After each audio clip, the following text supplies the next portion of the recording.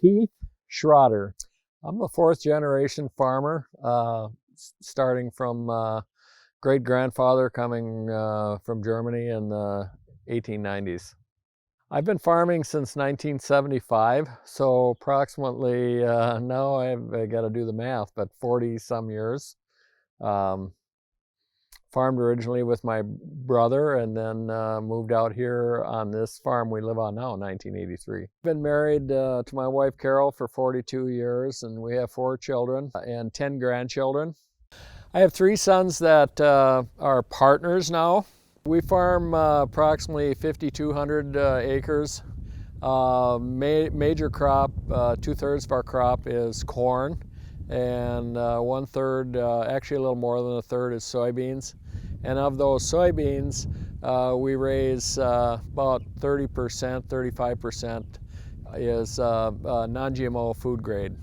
I'm pretty much responsible for everything at this point. You know, I'm kind of that catch-all guy right now, I guess. I've been involved for many, many years with the local Corn and Soybean Growers Association in our county. And then for 9 years, I was on the Minnesota Soybean Research and Promotion Council. And now I'm presently still involved with a national group called the Specialty Soya and Grains Alliance.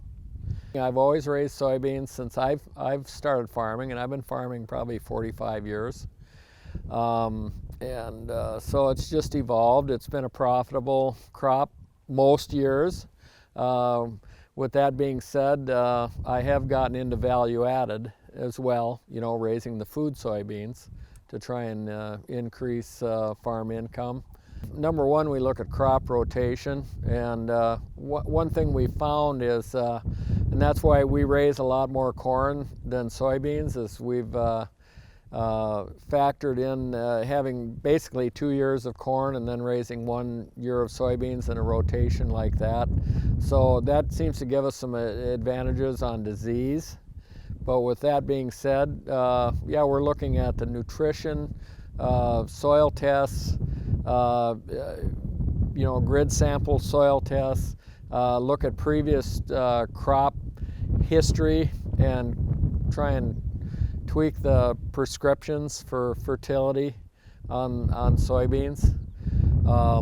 And then when we get into production practices, weed control is you know, always kind of tricky, especially with resistance problems. And raising non-GMO soybeans is a little harder than raising what I'd call production beans.